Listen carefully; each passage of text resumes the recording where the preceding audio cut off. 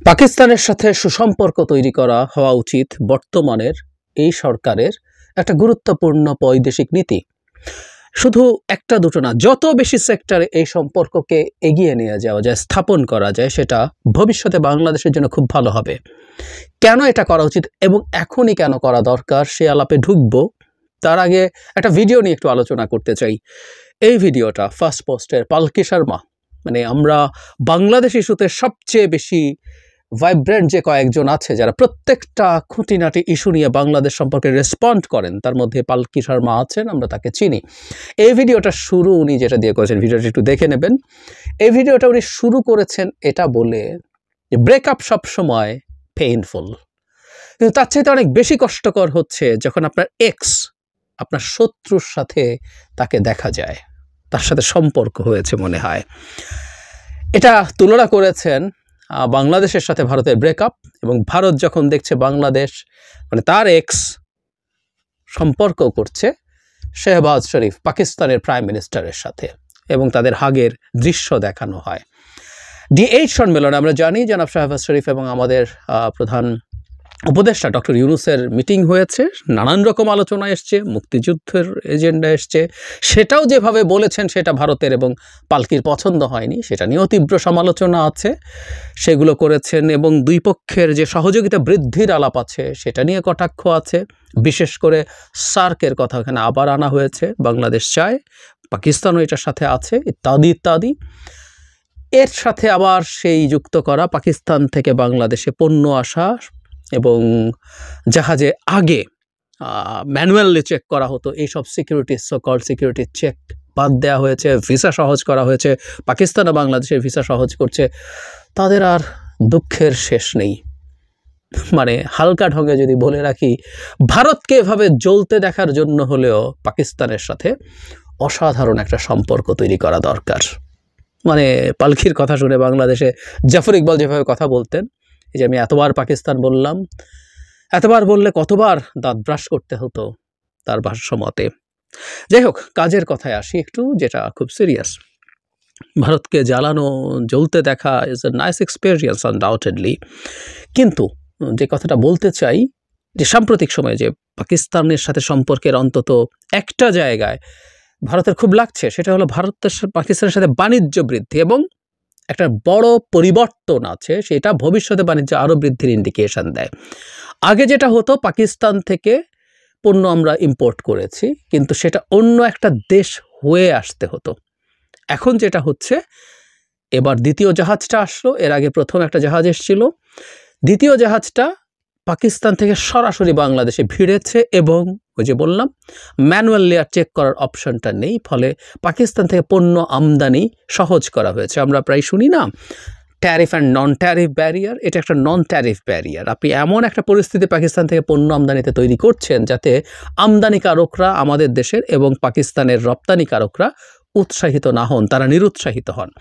এই নন ট্যারিফ ব্যারিয়ারটা যদি উঠে যায়, এ বাণিজ্য বাড়বে।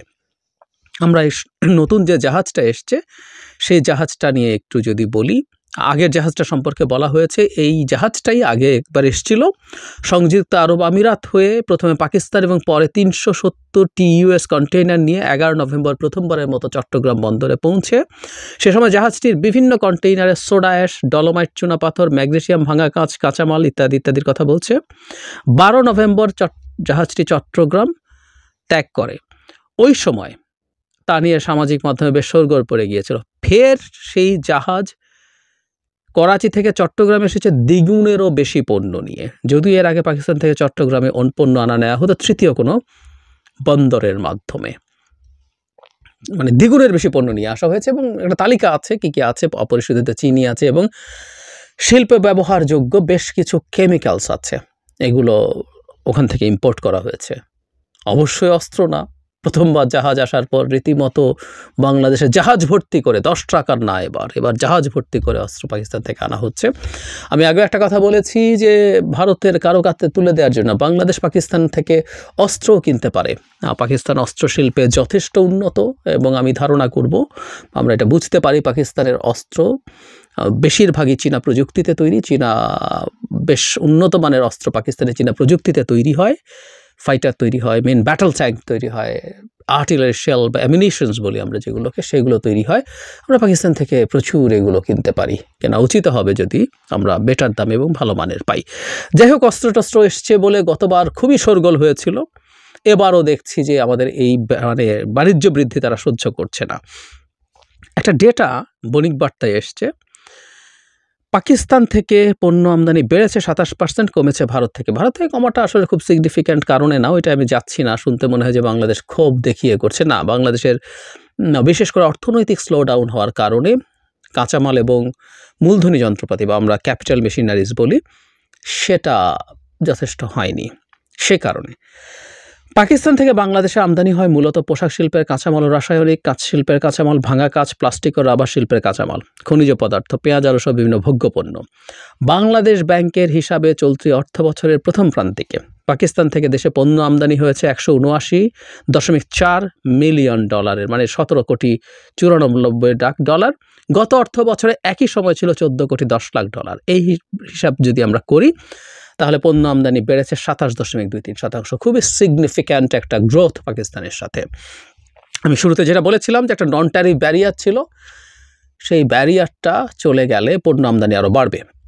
কিন্তু যে কথাটা বলছিলাম, পাকিস্তানের সাথে সুসম্পর্ক বৃদ্ধি কেন জরুরি, এটা আমাদের মনে রাখা দরকার সব সময়, যে আমরা যে কোনো পণ্যের বিভিন্ন রকম সোর্সিং থাকা দরকার, বিশেষ করে যেগুলো জাহাজে করে আনতে হয়। ভারতের সাথে বেশ কিছু পণ্য এবং পচনশীল যেসব পণ্য আছে, যেমন পেঁয়াজ, টমেটো বা অন্যান্য কৃষিজাত পণ্য যেগুলো পচনশীল, ইভেন অনেক বেশি কাঁচামরিচের দাম হলে ভারতে আমরা কাঁচামরিচও আনি। এইরকম জিনিস ভারতের কাছে অনেক বেশি ডিপেন্ডেন্ট থাকলেও চলে, সেটা দুই পক্ষের জন্যই ভালো। কিন্তু যেগুলো পচনশীল দ্রব্য নয়, এগুলো যত বেশি সম্ভব সোর্স থেকে সোর্সিং করা দরকার। এবং পাকিস্তান যেহেতু অনেক বেশি দূরে না, এতে আমাদের জাহাজ ভাড়াও যে অনেক বেশি হবে তা না। এটা হলো এক। আমরা যত বেশি সম্ভব বাণিজ্য করবো এবং বহু ক্ষেত্রে আমরা নিশ্চিত থাকতে পারবো যে ভারতের চাইতেও কম দামে আমরা অনেক পণ্য পাবো। কিন্তু তার সাথে জরুরি যে কথাটা, ভারত চায় না বলে পাকিস্তানের সাথে বাণিজ্য এবং অন্যান্য ক্ষেত্রে সম্পর্ক কম হবে, এটা আমরা কোনোভাবেই মেনে নিতে পারি না। প্রত্যেকটা রাষ্ট্র তার স্বার্থ অনুযায়ী, তার প্রয়োজন অনুযায়ী সম্পর্ক তৈরি করবে। ধরুন ভারতকে আমরা একটা পাল্টা দিতে পারি, তারা যখন বলবে পাকিস্তানের সাথে তুমি সম্পর্ক কেন রাখছো, তার পাল্টা এই রিসেন্ট অতীতে যদি হয়, ভারতের সাথে আমেরিকার সম্পর্ক গত বেশ কিছুদিন থেকে বেশ ভালো আগের তুলনায়। তারা আমেরিকার সাথে রীতিমতো সামরিক জোটে আছে, কোয়াড, ইন দ্য প্যাসিফিক স্ট্র্যাটেজির গুরুত্বপূর্ণ পার্ট, বহু কিছু তাদের দারুণ সম্পর্ক আছে। কিন্তু এই ভারতই তো রাশিয়া থেকে তার সস্তার তেল কিনেছে, তার প্রয়োজন আছে, তার সস্তায় পায়, সে কিনেছে। এবং রাশিয়ার বিরুদ্ধে যে স্যাংশন দিয়েছে সেটা ভারত সিরিয়াসলি ডিসঅবে করেছে। এবং এটা নিশ্চিত রাশিয়ার ইকোনমি যে স্যাংশনের ফলেও টিকে গেছে তার তেল বিক্রির টাকায়, কারণ ইউরোপ তেল এবং গ্যাস কেনা বন্ধ করার পর এতে মূলত প্রধানত চায়না এবং ভারত ইম্পোর্ট করার কারণে কাজটা ঘটেছে। তো ভারত তো আমেরিকা বা তার মিত্রের কথা শোনে, সে তার স্বার্থ দেখেছে। তার আমি মনে করি যে ভারতের আসলে রাশিয়ার সাথে সম্পর্ক নষ্ট করার সুযোগ ছিল না, কারণ তার মিলিটারি হার্ডওয়্যার প্রায় পুরোটাই রাশিয়ার উপরে নির্ভরশীল, সুতরাং তার জন্য এটা ইম্পসিবল ছিল। সো সে তার স্বার্থের হিসাব করেছে। ঠিক একইভাবে ভারতের সাথে আমাদের সম্পর্ক এই যুদ্ধংদেহী থাকা উচিত আমি মনে করি না, বহুবার বলেছি। তাদের সাথে আমাদের একটা ওয়ার্কিং রিলেশনশিপ এবং একটা সুসম্পর্কই তৈরি হোক, দ্যাটস ফাইন, যদি সেটা আমাদের আত্মমর্যাদা নিশ্চিত করার মাধ্যমে হয়। একই সাথে আমরা পাকিস্তানের সাথে আসলে সম্পর্ক রাখবো, যেখানে যেখানে আমাদের প্রয়োজন সে সম্পর্ক থাকবে। ভারতের সাথে পাকিস্তানের কোথায় মারামারি, কোথায় খুনোখুনি, তাদের পরস্পরের মধ্যে কি শত্রুতা আছে, সেটা আমাদের দেখার বিষয় না। এই ব্যাপারটা ভারতকে মানতে হবে, বুঝতে হবে। পাকিস্তানের সাথে আমাদের যুদ্ধ হয়েছে, আমরা তার কাছ থেকে বিচ্ছিন্ন হয়েছি, তাতে কি আসলো গেল? তার উদাহরণ পৃথিবীতে আছে, এরকম যুদ্ধ করেছে, এক দেশ থেকে ভাগ হয়ে আরেক দেশ হয়েছে, তারপর প্রচুর সুসম্পর্ক তৈরি হয়েছে, সুসম্পর্ক আছে। ব্রিটেনের সাথে যুদ্ধ করে আমেরিকা স্বাধীন হয়েছে, তার কলোনি ছিল, তাদের মধ্যে কি শত্রুতা? আমেরিকার 1 নাম্বার এলায় যদি বলা হয়, নাম বলতে গেলে 2-3 মধ্যে, মানে 1 নাম্বার না হলে 2-3 যদি হিসাব করি দেখা যাবে ব্রিটেন আসবে। হয় এগুলো খুব অস্বাভাবিক, এগুলো প্রচুর প্রচুর উদাহরণ আছে এরকম। দুটো দেশ যুদ্ধ করেছে, একজন একজনকে শেষ করে ফেলতে চেয়েছে, কিন্তু পরে তাদের মধ্যে দুর্দান্ত সম্পর্ক তৈরি হয়েছে, হতে পারে, এবং এটা মেনে নিতে হবে, এটাই পররাষ্ট্রনীতি। সুতরাং এই সরকারকে এই কাজটা এই কারণে করতে হবে এবং ভবিষ্যতেও করতে হবে। ভারতকে, আমি বহুবার বলেছি, ভারতকে বাংলাদেশের সাথে তার সম্পর্ককে রিঅ্যালাইন করতে হবে। তার একটা গুরুত্বপূর্ণ পার্ট হচ্ছে ভারতের অপছন্দের যেসব দেশ আছে, বিশেষত পাকিস্তান, চায়না তো বটেই, তার সাথেও আমরা সম্পর্ক আমাদের স্বার্থ অনুযায়ী করব। আমাদের আমদানি রপ্তানি থেকে শুরু করে আর যেখানে যেখানে আমাদের কোঅপারেশন দরকার আমরা সেগুলো করব। ভারতকে নতুনভাবে বাংলাদেশের সাথে যখন সম্পর্ক সে আনবে, ঠিক করবে, রিয়ালাইন করবে, তাকে এই বাস্তবতা মেনে নিতে হবে। স্বাধীনতা যুদ্ধের সময় পাকিস্তানের যে বর্বরতা, নির্মমতা আছে, সেগুলোর জন্য আমিও মনে করি পাকিস্তানকে কখনো কখনো তাদের কেউ কোনো নেতা করেছেন, কিন্তু আরও ফর্মালি সেগুলো রিজলভ করা দরকার। এটা ডক্টর ইউনূস শাহবাজ শরীফকে বলেছেন, সেটাও করবে, কিন্তু একই সাথে আমাদের সম্পর্কটাও চলবে।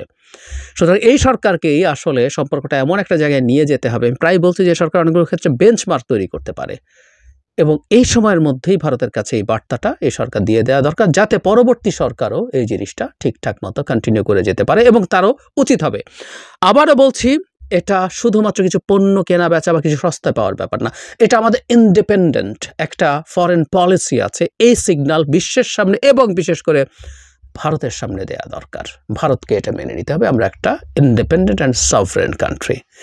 বাংলাদেশ নো মোর ভারতের একটা কলোনি।